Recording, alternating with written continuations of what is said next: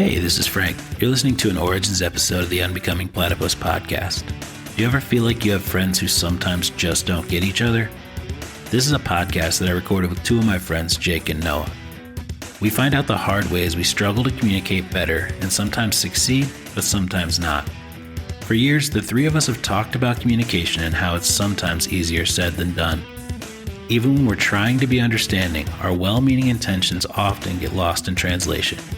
We decided to share these conversations with the world. Join us as we find out what happens when three friends try to learn how to really talk to each other.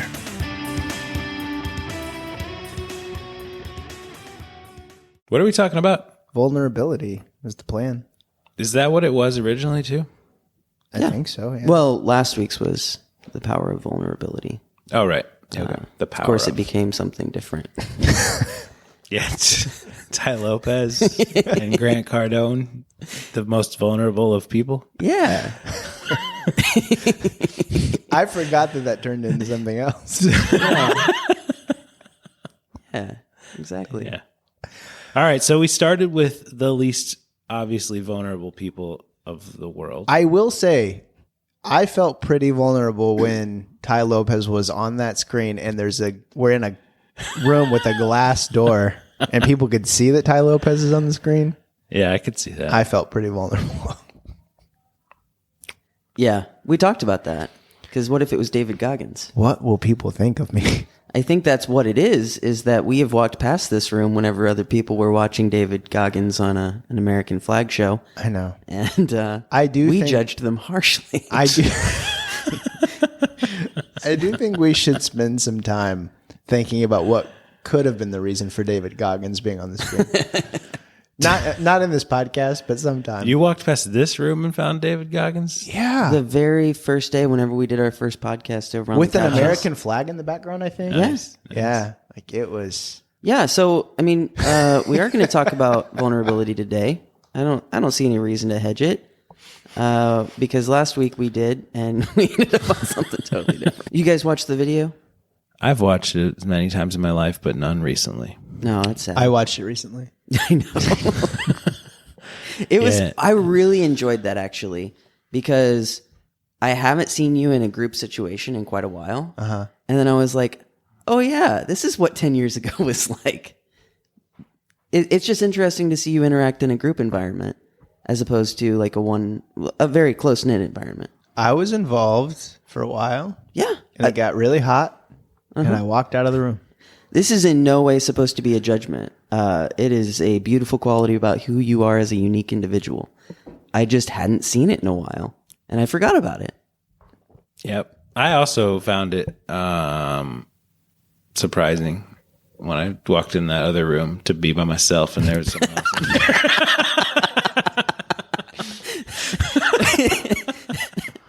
You were still by yourself. I was watching. I know.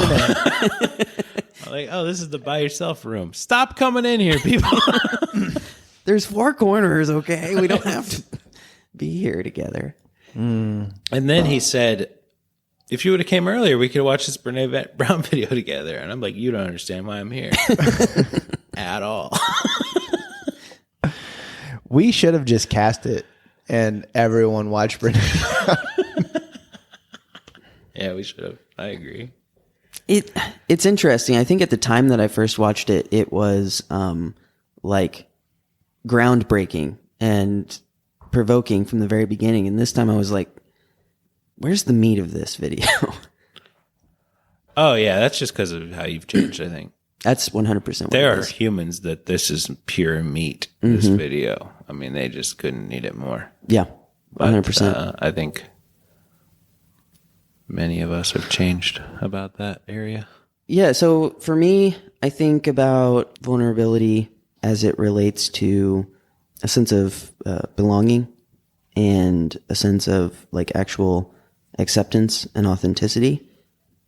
I think about it in terms of the way that it allows you to provide others with an opportunity to love you for who you are, which is something that we don't often think about.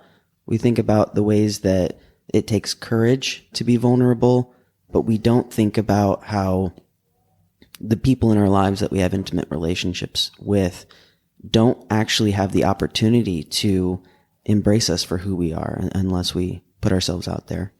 And I think also that the biggest thing that I've seen in my life recently and what vulnerability does for me is that whether we want it to be true or not, there is an ongoing narrative in our lives, not only about whether or not we are acceptable as who we are, but whether or not the people in our lives are capable of accepting us for who we are. So I think, oh, my friend, what a douchebag. That guy would never want to, be considerate of my feelings or anything like this. But then I put myself out there and I say, these are my feelings, and I watch it happen. And that person is actually caring for me. And I say, it rewrites a narrative about the other people in my life and about the world around me. And like it's kind of scary to think that maybe people are genuinely good and would actually make the right decision given the opportunity. So those are the sort of 3 things that I think about and how vulnerability affects our lives and the way we relate to the world. I looked up the crib notes. I did too. Oh, you want to take it? You take it. You're our host. All right. As the host, I'm here to tell you the Cliff Notes. Crib notes. Key idea number 1 is shame is a universal experience. Key idea number 2 is courage and self-compassion allow us to embrace vulnerability. And key idea number 3 is vulnerability leads to joy and meaningful connections with others. And I tried to say these in the way that was least vulnerable. Do you think it worked, Noah? You seemed vulnerable to me. Oh, man. And it was very vulnerable. What comes to your minds whenever you think of vulnerability? Like, for me, when I think of vulnerability, I think of, again, that shame component. Like, for me, I've always felt shame around having any sort of emotion. It feels like it is an inconvenience to the people around me. So when I share something that I'm feeling, I feel extraordinarily vulnerable. Like I'm revealing something about myself that I wanted to keep secret. Is there like what thought arises or what situation arises whenever you guys think of vulnerability? It's a good question. I don't know for me if shame feels like a key piece. I don't identify heavily with shame. Mm-hmm. And I even was having that thought when I rewatched the Brene Brown thing, because she talks a lot about shame. And I was struggling. I guess I mean, intellectually, I can connect them. Of course. I understand what she's saying. But for me, that's not I don't think that's the feeling. Mm-hmm. What it is, I'll have to think about for another moment, I think, to properly verbalize. Yeah, I mean, I don't know. I think about like being on video, essentially. That's the one that comes to mind first. Not my favorite thing to do. That's an interesting one, because I don't like that either for myself. Yeah. And I'm trying to be honest with myself about the shame thing that I just said I don't identify heavily with. For you, what is it that you don't like about being on video? I tend to like to be a solution to things. And that is like a living being. It's interesting. I mean, I for sure, now this does probably tie more to shame, but it doesn't feel quite like vulnerability to me. And maybe I can work back around to what I mean by that. But for sure, when I was bigger, I didn't like photos of myself. I definitely didn't like being on video.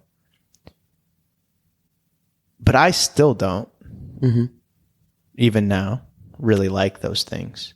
I'm more okay with them because I've made myself okay with them. I was, we've talked before on the podcast about back in the day, me getting Snapchat to make myself as a sort of immersion therapy kind of. Yeah. I'm going to send photos of myself to people who know me and be okay with that people are seeing photos of me. I think that was really good for me and it was really healthy. Mm-hmm. But even now, I don't love photos of myself, but it's not, that makes me wonder if the reason was because I was bigger or if it's something else, because I'm definitely not the same size that I used to be. Well, and those aren't even mutually exclusive. I'm sure that it's probably a couple things. Bigger just is the most surface possible reason someone could come up with. Like, yeah. Most humans don't love video. But if you're obese or something, then that seems like, yeah, I just don't like to be on video because I'm obese. If you remove that and you still don't like to be on video, that just was a surface reason. I don't love hearing my voice. Yeah. Nobody seems to really like that. I think people can get there, but yeah, it's not by default for most. Well, I can speak to that a little bit. I mean, I've never been obese, but I still don't want to be in front of a video.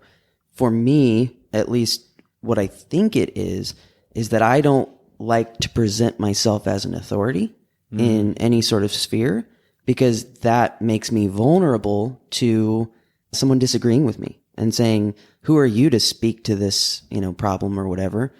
You don't have a degree in this. I disagree entirely. Yeah. And I don't like that. It opens me up to that sort of you don't have place. Opinions. It does make you vulnerable to that. It also makes you vulnerable to what else? People do agree with you or do find you to be authoritative. Sure. Or do you think is it being wrong and feeling like you're wrong, or is it conflict? Is it? Well, actually, I think what Frank said is probably a lot of what it is. I was going through these exercises for this intensive, and one of the questions you could choose to write things out was, what are you most afraid of? And I actually put this: I'm afraid of being in a position of authority, of being the one that other people look to for answers. And what's funny is, I'm a very confident person. I'm pretty good at problem solving. I'm very assertive whenever the time comes. But I've always done that because I had to be. You don't want to be on the hook for it. And, well, I don't even know if that's true. What I think it is that I've had a context of always being put in those positions outside of my will to be there. And it feels like the universe happening to me. It makes me feel like a victim whenever I'm in a leadership position. So it probably takes some recontextualizing to say, okay, I'm actually stepping into that intentionally. And I do believe in myself, and I will take us to the next stage. Yeah. Makes sense. I think about, I told you guys recently that I told my boss, there's a particular way a client speaks to me that sort of triggers me. Mm-hmm. And I finally had to tell my boss, like, hey, you're going to have to deal with this guy because it just makes me feel triggered. I don't even know how to explain it fully. It just doesn't make me feel good. Mm-hmm. And I think that's vulnerability, but this is where I don't see the shame connection, because it doesn't feel like shame to me. And I'm not saying it always has to be, but it never connects back to shame. I don't think that's it. I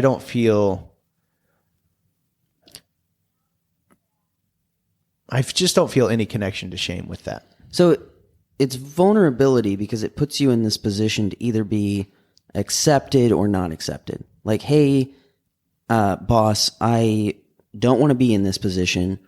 And then your boss has this opportunity to say, okay, I'm going to take it. I'm going to try to care for you, or too bad, deal with it.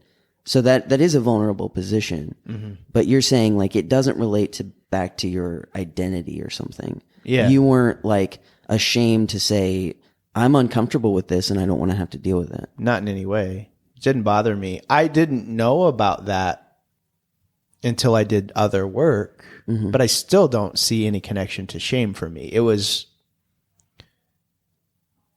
I just didn't know about it. I hadn't fully processed all of that. I hadn't fully processed things enough for it to even trigger me, because I've been dealing with this guy for going on 2 years, and it didn't start triggering me until the last couple of months. Okay, so I have an interesting thing. Bear with me for a couple of minutes. Yeah, I'm going to set a stage. Does he mean 30? Because he's never said a couple. What does he mean? I'm going to set a stage for a conversation. You had no thoughts earlier. And then hopefully it'll provide, a framework for talking about this in a little bit of a different way.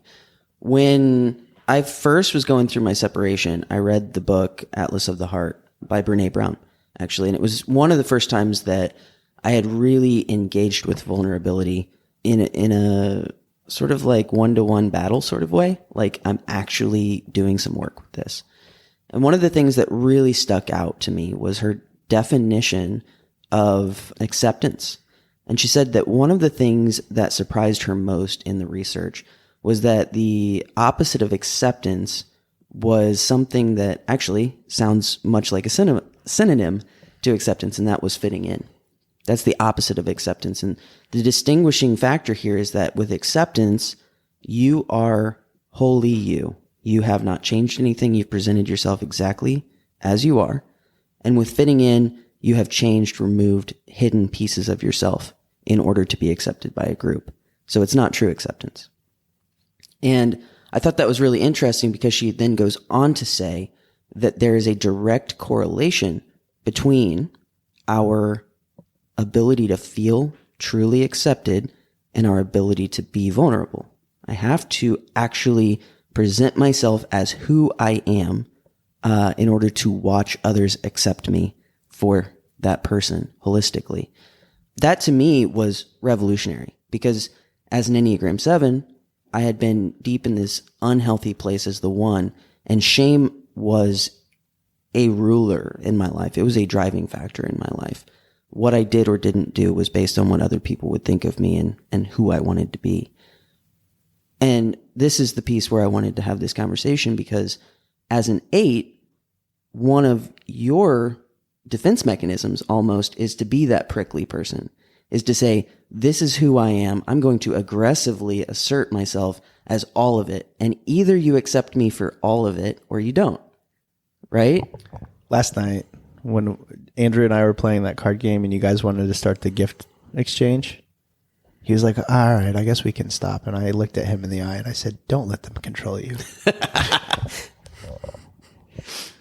I like that. I do think that's a big piece, though, is like, in a way, the exercise that I had to do when I read that book to sort of allow myself to be accepted is one that you have almost adapted to from a young age, which is like, hey, I'm not going to be accepted by most people, but if I am accepted by anyone, it's going to be holistically. And maybe that does have that direct correlation with shame. You don't have a lot of it. Sure. Yeah.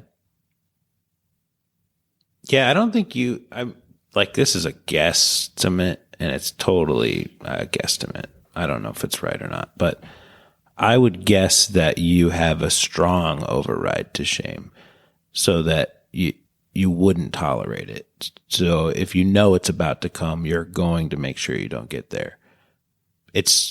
And I feel like I've heard you describe it. Maybe I'm not getting into some detail right, but with the, like, I have to clean the house thing, there's such a strong override to shame. And it's literally what I meant when I asked, why did you feel you had to do it?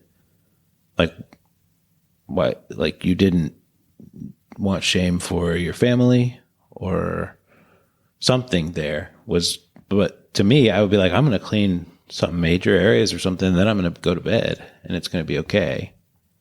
And I mean, it wouldn't be personal shame for sure. It was protecting. The way I described it would be protection. Yeah. But yeah, maybe protecting my family from shame, I guess. Yeah. Don't think of it in those terms. But it wouldn't. Sure. It wouldn't have been personal shame. I don't care if people see the house messy. Yeah, and I mean, like, I think that the override here is so strong that you probably haven't spent much time with shame. Like you probably don't know what it looks like or what the texture of it is or what shape it might take. I mean, I have this in other areas. They're just like, if our character structure is such that we develop strong like overrides, then we don't go in those areas. And so using language like shame is like, what? I don't even know what that is. It doesn't seem like something that's related to being courageous or vulnerable. Because it's, I don't know, you can build a world where it's very unlikely that you would end up in shame. Sure. And I think you do. Yeah, it's possible. Something like that, maybe. I don't know. But shame, I don't know. Vulnerability to me is like this thing that happens when there is pressure to become, like, it feels like there's pressure to fit in or something, to be being something. And the reality of your humanity is that you aren't sort of holding up to the standard. And the choice to tell the truth feels like vulnerability to me. It feels like courage. It feels like just, you're just telling the truth. That's all it is. But it feels difficult. It feels like people are not going to be okay with it if I tell the truth. And then whatever happens, happens. And oftentimes what happens is people say, oh, yeah, me too. That's how it is. Let me draw one more while I'm thinking about it. Let me draw one more picture, paint one more picture about the 8 and vulnerability. And this is, I don't know the answer to this, even though I'm an 8. This is more of a hypothesis. But, you know, you were talking about me interacting in groups. And I was thinking about that in relation to vulnerability. And I actually think that 8s really like vulnerability. Okay. And I think that's the reason we like small one-on-one sort of interaction, because we like the feeling of connection. This Brene Brown talks about you have to have connection. That's what we're all striving for, which is not untrue. For me, connection doesn't come in a group of 10 people. Sure. If I'm standing in a kitchen talking to 10 people, it feels like small talk to me. And there's only so much of it I can take before I have to walk out into the other room. Because it's not deep enough. There's not a depth to it. And so I think an 8 is really truly looking for vulnerability.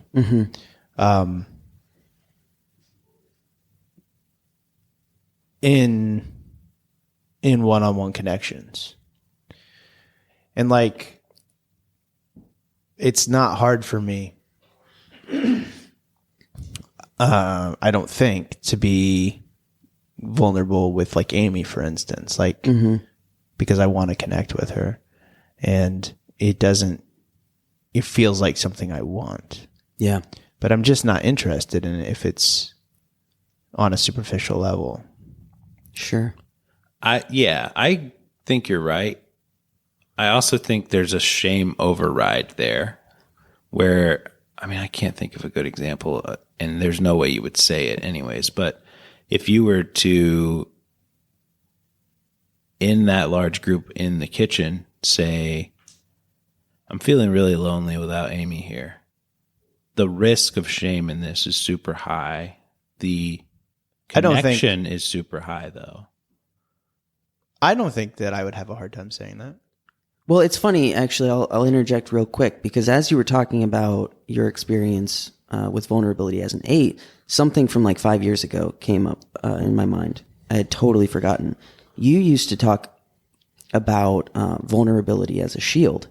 Like, this is actually a mechanism where you will make yourself vulnerable almost proactively, because if you do that, no one else can expose a vulnerability.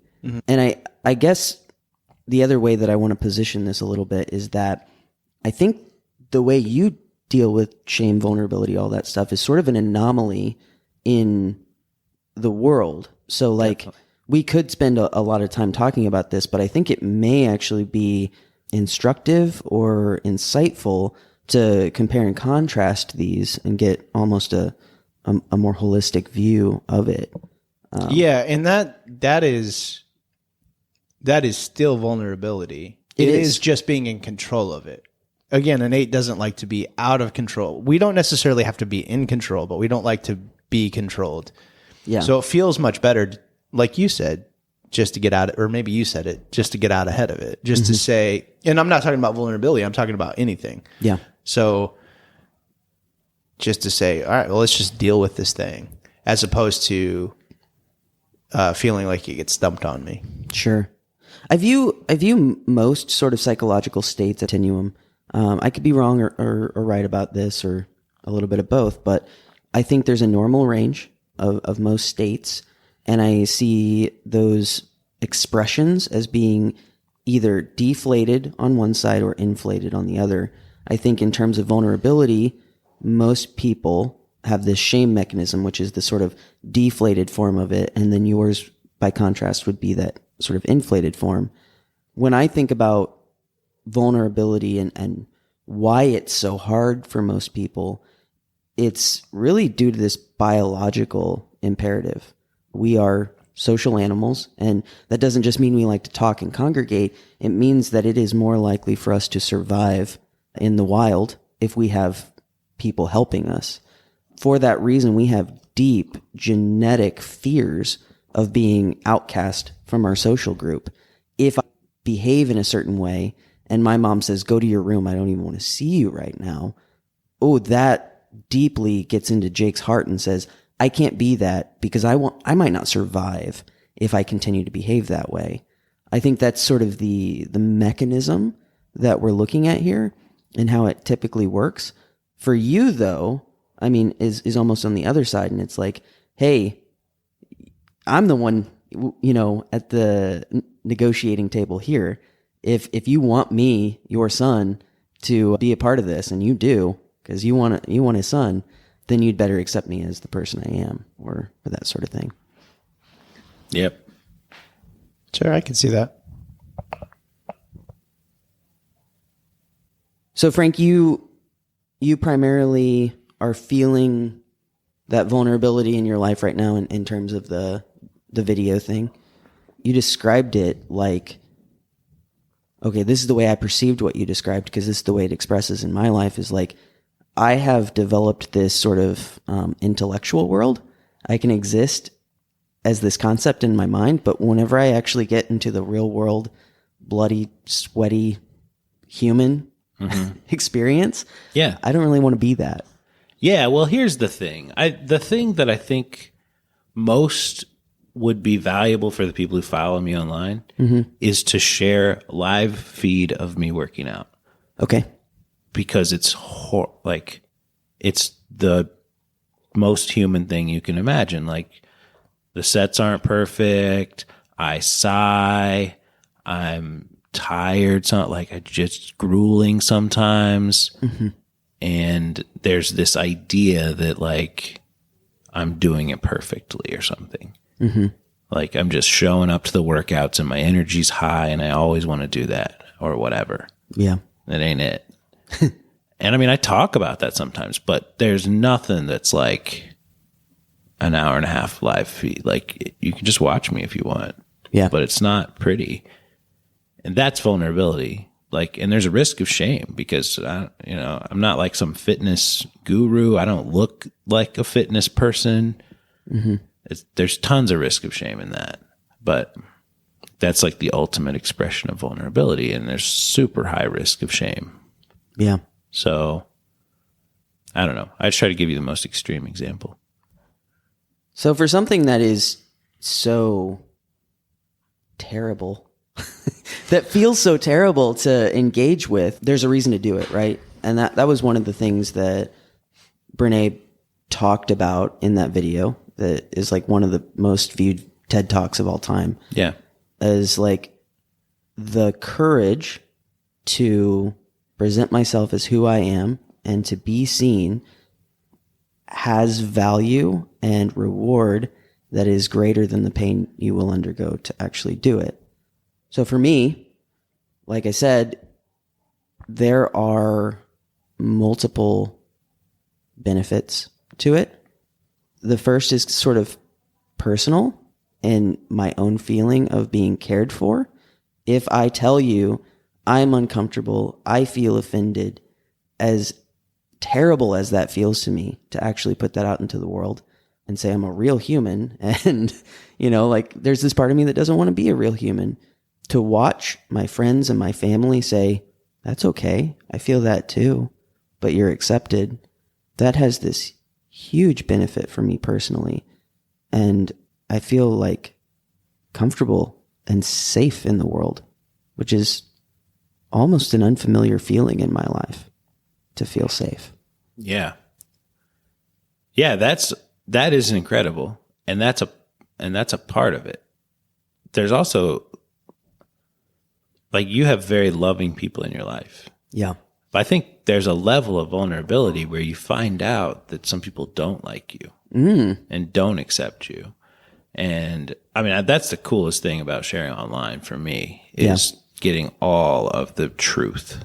Like, I'm a person who really values the truth and authenticity. And so when I post something and, like I post, I'm really craving a cinnamon roll or whatever, something basic, I get like everything on the spectrum. Like, eat it, man. You deserve a reward. And I get, you're just lazy. You need to do cardio when you feel like this. And everything in between. And I don't know, I think that's the cool part about being vulnerable, is you get all the responses.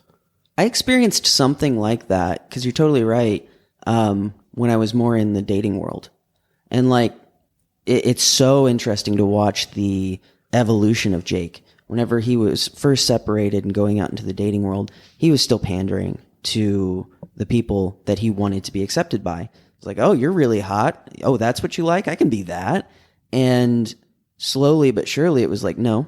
That was the lesson that you learned already. Don't do that. Be exactly who you are. And that's what I found. I had this one chick who was like, I was typing as the person I am, and she looked at it and she said, Jake, that's too long. I'm not going to read that. If you can find a way to describe what you're saying in fewer words, I'll pay attention to you.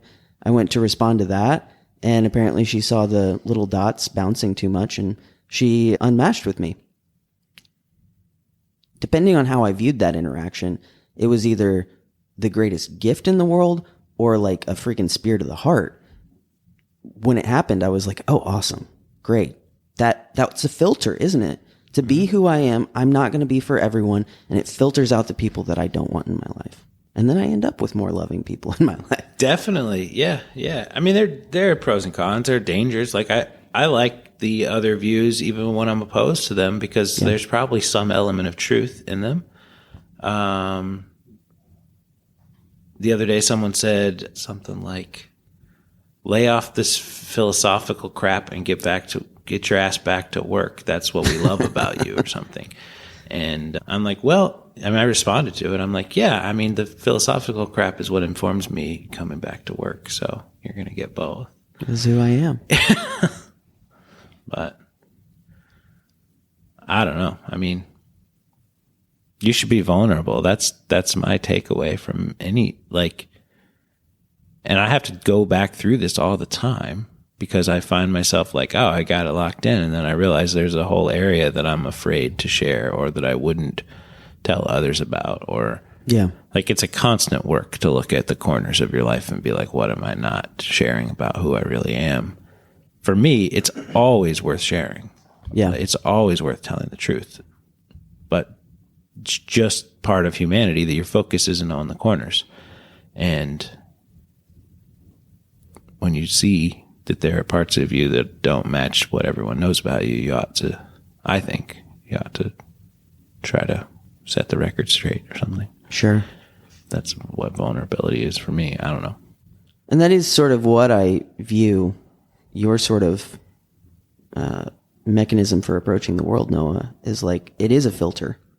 It is, hey, this is who I am. And you're almost ensuring that if someone is sticking around, it's not because they thought you were someone you weren't. It's because they saw who you were, and they were still interested in staying there. Yeah. So that's the personal side. I also see this, and I don't know, this also feels personal, but it's another side of it. And it is, when I am vulnerable, I allow the projections that other people put on me to be shifted, right? So if they are projecting onto me the information that I've given them and I've been hiding things, I get to set the record straight, just like you said. And that's what we just talked about. But it's bidirectional. I am also projecting information and stories and narratives onto the people in my life. And one of those narratives that's quite clear, if I'm hiding things, is that if they knew this, they wouldn't accept me. And that says something about that person. That person is rigid. That person is incapable of loving beyond these conditions. So when I am vulnerable, when I say, Frank, I was hurt by something that you did, and then I watch you say, oh, gotcha, I didn't realize that was happening. Let me do something a little bit different in the future. I go, Frank is a loving person. And that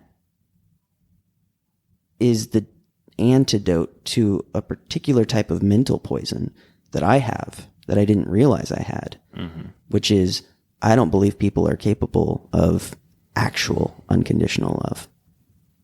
Yeah. Don't eat that poison, man. Yeah. But I mean, I see what you're saying. Yeah. It's a good antidote for sure. If it's such a terrible sort of step forward to be vulnerable, for me, I have to find reasons to actually put myself in that position. Like last week, we had a sort of uncomfortable conversation, and it was weird because it was something that had happened in the past. It was already forgiven. There was no path toward atonement. There was nothing that could be done to change it. And yet I still felt within me this need to sort of share the way that I was offended and how I wanted it to be different in the future. And there were so many moments when I almost just said, just suck it up, Jake. Just deal with it. But the thing that made me want to express it anyway was to know that my internal narrative will forever be locked down to believing that a person is a certain way unless I give them the opportunity to be something different. Yeah. And that's huge. Like you've said before, your mind is like the only thing that's going to be with you for your whole life. You might as well make friends with it. Well, I was allowing my mind to potentially believe something false, and then I couldn't trust it. I want to be able to trust that guy. Yeah. Yeah, it made sense to me. And I found it to be helpful to share that internal narrative. Because I do think we had reached a point of resolution that was okay enough that anyone would there wasn't a way we weren't going to move forward that wouldn't be okay out of that. Right. I really think that. But if we just brute forced it, then the detail wouldn't be present for me to know why it's important not to allow it to recur or something. And I think that detail is important. Yeah. Noah, do you see any of that in your life? I'm trying to think of okay, if I have the deflated version of vulnerability, and it's actually hard for me to get to that place, and you have the inflated version, do you feel like you have more of that? Do you feel like you see people taking the opportunity to accept you for who you are? Or is that something that's just so normal that you don't even think about it? Yeah, I don't think much about it. I don't generally feel not accepted. I'm also not really shooting for acceptance. I mean, it's not like a massive goal in my life. Probably was more when I was younger, for sure. I'm almost 40, and I'm just not that interested in it anymore. When you put that gigantic pizza on Facebook, were you? On Facebook? I don't think Facebook exists with my name on it. I know. I'm talking about when you put that gigantic pizza on Facebook. Was I looking for acceptance? No, I thought it was like the size of my body. I'm going to post a photo of this. I know. And you hoped people would like it? That was like 20... That was like 25 years ago or something. Did you hope people would like it? No, I don't think so. I think some part of you hoped they would like it. Maybe. That's an interesting one. Like the whole social media thing's still very interesting to me because I still just don't care that much. Like Amy and I made this account together, and it's fun to post things when we're together. Yeah. I barely look at Instagram still. Mm-hmm. If we're together and creating photos and stuff to post, there is an element of that feels forced to me in some way. That's sort of like the Snapchat thing where I'm like, I'm going to try to share what I'm doing on this trip because I think maybe there are some people who care. And I don't think I care that much. I care a lot more in context of Amy, in context of the relationship, because I care about that a lot. And she comes from a very much more connected culture and mindset, and so that makes me care more about putting things out there to show people, hey, like we're on a trip and we're having a good time, and these are the things that we've done together. I care a lot more about that, but that's also why I don't generally post when I'm here separated from her, because it just doesn't feel that important. Yeah, I think it could be valuable. Like, I don't know what the point of your social is, but if it's to, I think there's what I'm trying to say is that I think there's value in authentically sharing the difficulties of a long distance relationship that you could both do that would really help other people. But if that would only be valuable if you wanted your social to do that. Yeah, well, we've talked about that. I really truly think the struggle for me is that I'm just not that driven by helping other people. So my first thought is not, oh, this is a hard thing that Amy and I have to deal with. Yeah. I should share this because maybe other people feel it. And the thought doesn't happen for me. No, for sure. Well, yeah, I don't think it does for most, but it would increase connection. It would increase your following. It probably could increase your feeling of connection with the world. Maybe. So, but it's never like when I experience difficulty in life, my first response is not like, I should share this difficulty with the world. Mm.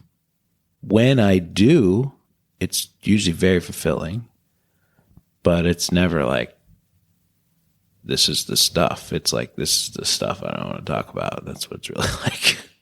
I think honestly too, though, like last week we had the conversation about, how do you sort of, Frank, you want to potentially create a course about behavior change. And I, talked about this resistance in me to put something out into the world that is in some way not talking about the difficulties of that are coupled with the path forward. And I think that, discussing those difficulties and putting them out there is the antidote to that problem. It is saying, hey, here's a solution, but also it's not like you just do it, like you put in some computer code and the computer always does it the same way. No, you are a human. You are going to have days where you crave a cinnamon roll. You are not going to have perfect form in your workouts. It is going to be tiring.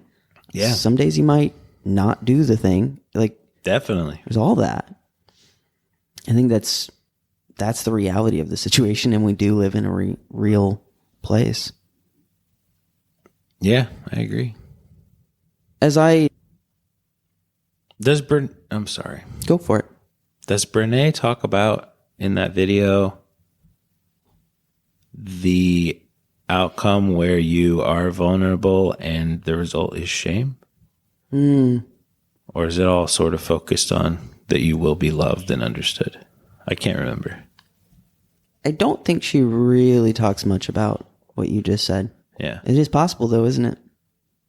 Absolutely. Yeah. It's sort of what I was thinking, and that is like, here, I'll be vulnerable. I'll try to be an authority on my own story for a second, and that is, hey, if you find yourself in the situation where you're identifying with any of these words and you say, I want to practice more vulnerability in my life, what does that look like? I would say, awesome. Start to develop your own understanding for yourself. Journaling is a really great way to do that. The tendency, whenever you realize that you've been suppressing yourself, can sort of be to go to the extreme other end and to start aggressively putting yourself out into the world. I would resist that a little bit. I would also acknowledge that if being vulnerable with the people around you isn't something you've done a lot, you're going to be awkward, like a toddler taking their first steps. Some of your words are not going to come out correctly. So the way to sort of make this a positive experience for you is to take those first steps toward vulnerability in the safest place that you can find. Find a person that you know is going to be loving and accepting.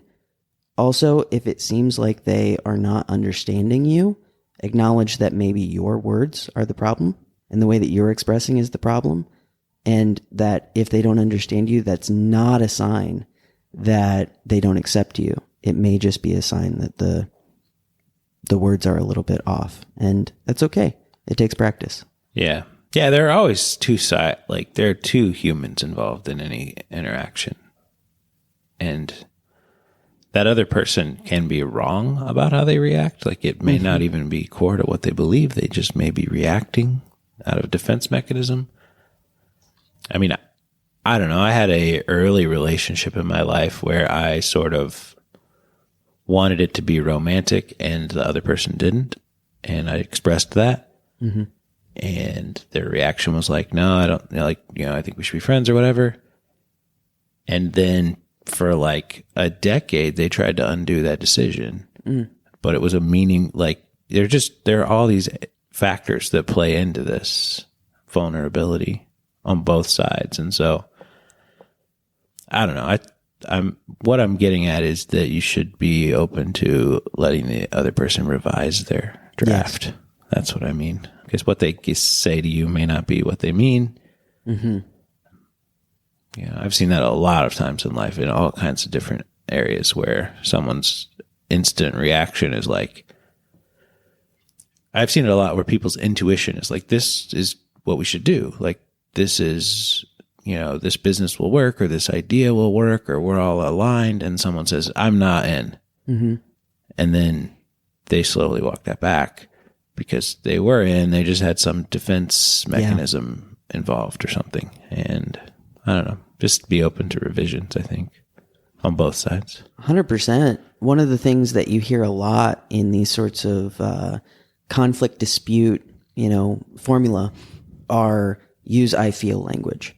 And it sounds cliche. There's a part of me that's like, oh, come on. But it's so essential because something that you can recognize about yourself is sometimes I feel things that I don't even necessarily agree with. Yeah. So if I'm using I feel language and the other person is using I feel language, all of a sudden I can say, okay, you can feel that. That doesn't mean that you hate me. It means, that we're both viewing this central issue in different ways. Yeah. And we just need a little bit more work to get on the same page. That doesn't take the feelings away. Like there's still forgiveness necessary and stuff like that. But it's that first step toward like, okay, I can love myself enough to say I'm not perfect, so I can love the other person and say they're not perfect. And and we can work toward understanding. Yeah. Do you think it was good stuff? Yeah, I like it. Vulnerability, I mean, it really has been a central goal of mine. A long time ago, it may have even been you, Frank, asked me like, what's my number one like goal in life, or what do I really aspire to in life? And I remember my answer was, I just want to live authentically. Like I want people to look at me and say that guy's authentic. And I agree with that still. I think that really is my greatest desire. I didn't realize for several years that would take understanding myself better. You know, you have to know who you are in order to express it in the world. But over the last year and a half or so, figuring out how to be vulnerable, taking those first baby steps that were so awkward, and trying to figure out how, you know, put myself out into the world in a way that is generative and not aggressive, generative and not gratuitous, has been a process and an exercise, but it's been one of the most fulfilling things I've done. Yeah. That's good. That's legit.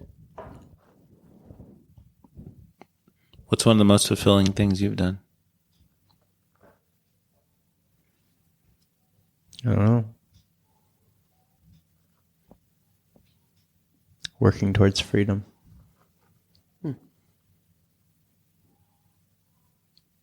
Yeah. I think that's even another way to say that, is like freedom from the prisons I didn't even know I was in. How about you? I mean, I haven't done it yet, but I'm getting there. At some point, I'm going to become a person who has a default reaction to dive into problems as opposed to back up and assess. To dive into the world, to the being, to whatever. So, I don't know. I'm getting there. It's happening more % of the time, but I don't even think it's majority yet. That's cool. Yeah, but it's fulfilling, the % change. That was used to be like 0% of the time. I would just be like, all right, let's fix this. Like, let's get to it. You know, the doing's more important than the puzzling. Yeah. So it's not that I don't value the puzzling. I just already am good at that. So I need very little time to do it. Sure. It's a bad assumption that I need to understand how everything in the world works first, because I've been doing that for a lot of years. I pretty much already know. That's cool. Most of the systems are similar. I mean, I don't mean I already know. I mean, I already know the structures. It's relationships between all these things. Just need to understand them a little bit. Anyways, that's it. Something like that. I like that. That is cool. You and I definitely share that sort of quality. And, you know, I view it through the language of the enneagram as like this 5, this sort of intellectual. For so long, I've just existed in my head. And it is weird. I mean, we started this conversation and you said, what are you thinking? I've become a lot more mindful over the last couple of years and really put in a mindfulness practice. And like today, during some of that conversation, I had to do some reflection and thought, and that was very intellectual. But I almost feel this chemical change at the moment where like I'm in this room. It almost feels like a heavy sort of suppression of the intellectual. And I'm just like almost having a hard time accessing it today. Maybe sleepiness is a good thing sometimes. Yeah, I was too this morning when we were coming here, and I was planning on walking here still. I was like, I had been meditating for what must have been 35 minutes, just intentionally focusing not on anything other than what I was choosing. And so I was like, oh, why is Jake leaving the house? It seems early. And I was just wrong about the time by 15 minutes or so. So your question, I was like, what? Why are you asking me this? Where are you going? Oh, you're going to the place we need to be in 4 minutes? Okay. That's fair. I like it. Yeah. Well, I really liked this conversation. I do have to get going, but it was a good one. As well. Like I said, it's been an ongoing theme in my life for quite a while, and it's very fulfilling. Being vulnerable? Being vulnerable is very fulfilling. Yeah. I think we should talk more about what it's like to not be fulfilled by it. Sure. I think that it's way lower percentage than anyone ever fears, but it is a real thing. So that should be a separate conversation probably, but Sure. like in depth. Also have plenty of experience with that. So Yeah. All right. Well, thanks everyone for listening. Noah, do you have any final thoughts or do you want to close us in prayer? No, Bob. Bob? I think that was what's that show? The Price is Right reference. Oh, really? Mm-hmm. Does You're he- the host. Oh. you're yeah. Bob Barker. I'm the Bob Barker of the Unbecoming Platypus podcast. You are. What a thing to think of me as. Really like us to play Plinko sometime? Okay. Yeah, we could do that. Yep. Thanks for listening. Thanks, guys. Hey, it's Frank again. Thanks for listening to an Origins episode of the Unbecoming Platypus podcast. If you enjoyed this episode, please subscribe to our podcast to stay updated on future episodes. You can also check us out online at theunbecomingplatypus.com. We hope these conversations inspire you to improve your communication skills and deepen your connections with your own friends and loved ones. Until next time, this has been the Unbecoming Platypus podcast.